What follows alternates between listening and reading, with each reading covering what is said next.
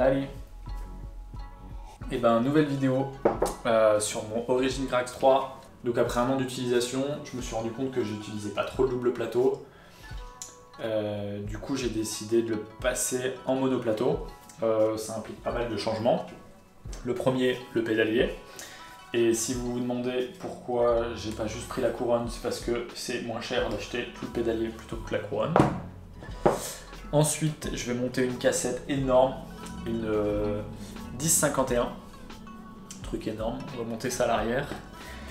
Et pour ça, évidemment, il faut changer la roue libre, il faut passer en microspline, donc c'est le VTT de chez Shimano. Et il faut changer le dérailleur arrière. Le dérailleur et la roue libre, je les ai achetés neufs. Et la cassette et le pédalier avec la petite couronne, je les ai trouvés d'occasion sur le bon coin. Ce qui fait que ce changement ne coûte pas trop cher, je vous mettrai les tarifs sur l'écran. On attaque le démontage, donc on va virer les pédales. Tac. Hop. Quand c'est graissé, ça va tout seul. Hop. Ça se démonte tout seul. Les pédales, c'est fait. J'ai oublié d'enlever la chaîne avant.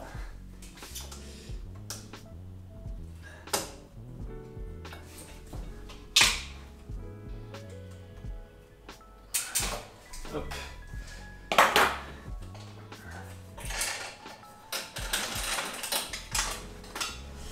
La chaîne, je suis passé à la wax, mais ça, je vous en parlerai un peu plus tard.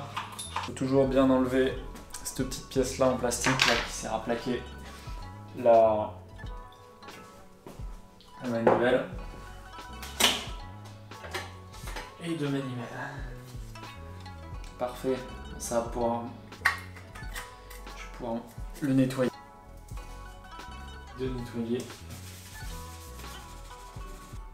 On va libérer le câble. Ça, a priori, ça se remontera pas non plus.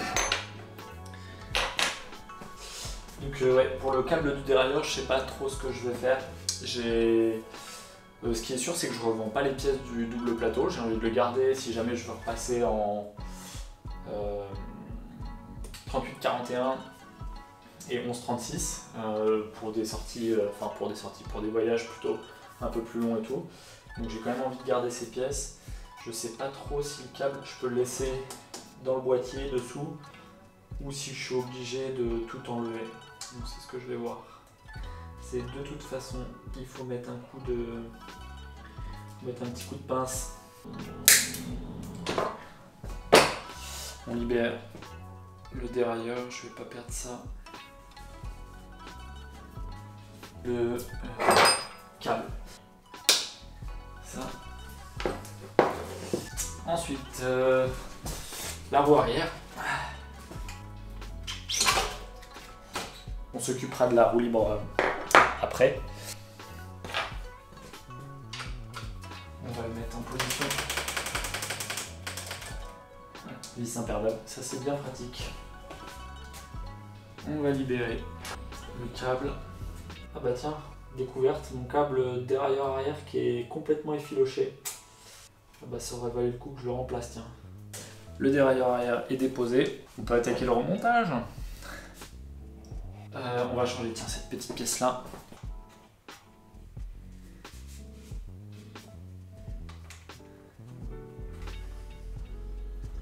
On remonte le pédalier maintenant. Démonter, on va graisser. J'utilise une petite graisse partout là. J'en mets pas beaucoup, ça sert à pas à grand chose d'en mettre des tonnes. Tac. J'en mets pas des tonnes parce que de toute façon je le nettoie assez souvent, mon pédalier je l'ouvre assez souvent, donc là par contre ça me fait penser, c'est les roulements qu'il faudrait que je regarde après un an. Tac. Ouais. Comme ça il n'y a pas de jeu. On serre les vis progressivement l'une après l'autre.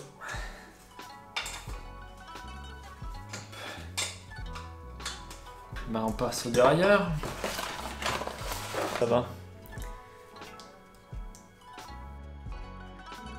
Alors.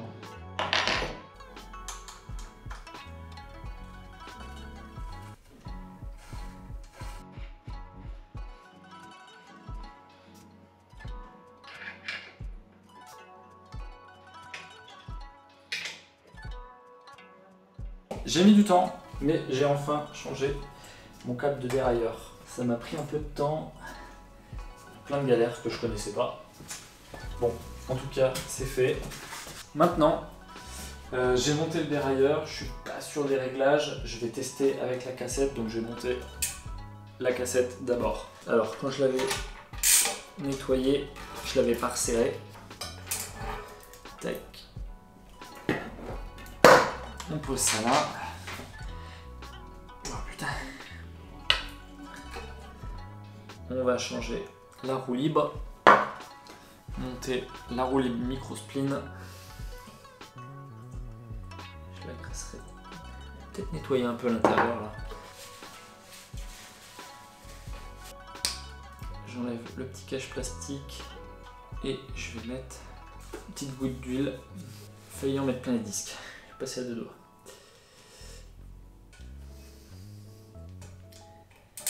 Si la rondelle ne serait pas fait pour.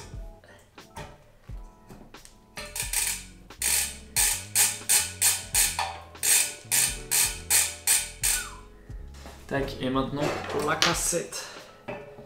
Alors, ils font ça bien, il y a des détrompeurs maintenant.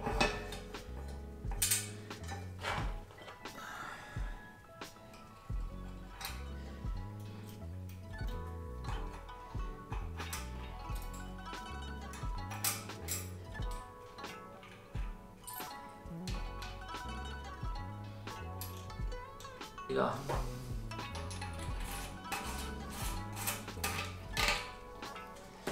Je vais pas bourriner dans un premier temps parce que je suis pas à l'abri d'avoir fait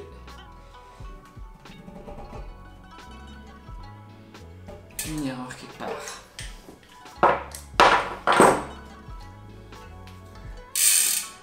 Voilà, notre cassette.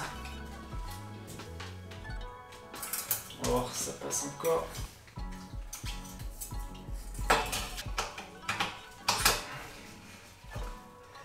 Tac, la chaîne est remise. Bon, maintenant on va passer aux ajustements.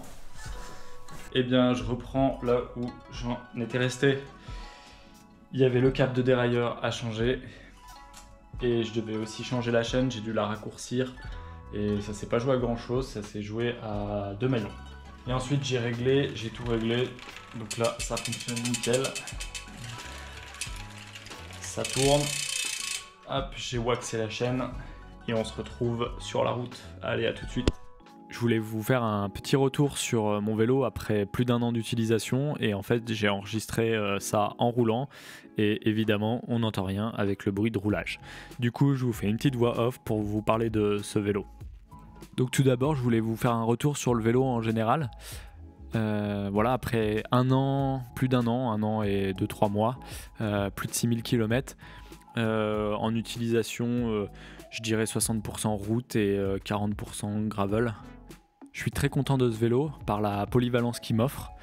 En fait, je peux mettre des porte-bagages et partir en voyage avec à l'ancienne, en mode vélo de voyage. Et d'ailleurs, j'ai ma vidéo de la traversée des Alpes que je vous mets aussi en description, que j'ai faite comme ça.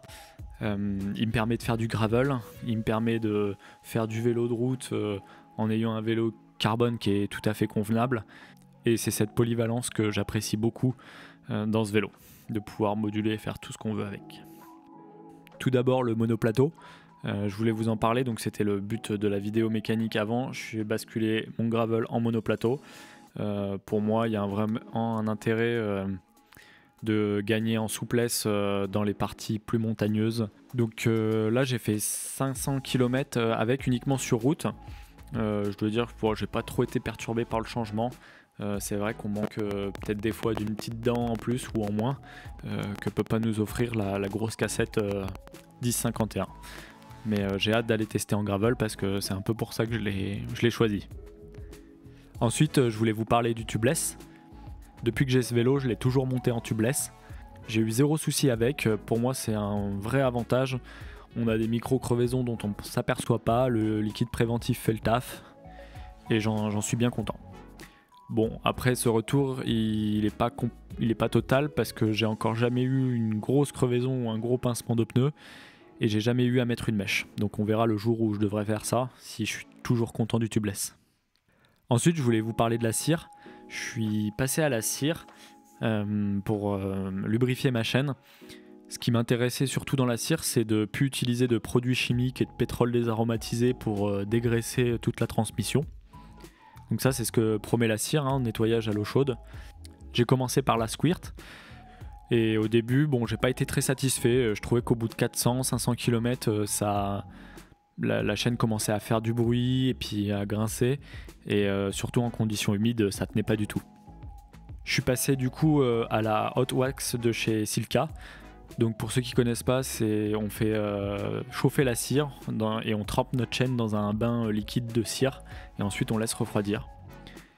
Et ça pour le coup c'est une solution dont je suis très content.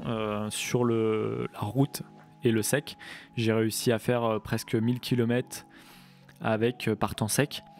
Et en gravel ou gravel humide, j'avoisine les 500 ou 600 km, ça va dépendre des conditions. Donc je suis assez satisfait de cette Hot Wax. Il y en a qui vont l'utiliser pour la performance. Moi, c'est pas du tout le cas. C'est vraiment pour la facilité de nettoyage. On met la chaîne dans l'eau chaude et ça nettoie tout directement. Ça, c'est assez pratique. Si ça vous intéresse, dans une future vidéo, je pourrais vous parler des pneus. J'ai testé surtout les Hutchinson. Donc j'ai roulé en Caracal en 40, avec les Touareg en 40 aussi, avec les Tundra en 45. Et là, j'ai les Touareg en 45 que je vais bientôt monter là pour le printemps et pour la reprise du gravel. J'ai testé un peu tous ces pneus et ils ont tous leurs avantages et leurs inconvénients à utiliser dans différentes situations. Ça dépend là où on roule et ce qu'on va faire. Voilà, c'est le petit retour que je voulais faire sur ce vélo, l'utilisation que j'en ai, les évolutions que j'ai faites sur ce vélo et le matériel. Si vous avez des questions sur le vélo ou quoi, n'hésitez pas dans les commentaires. Et on se retrouve pour une prochaine vidéo gravel. Allez, à plus dans les airs.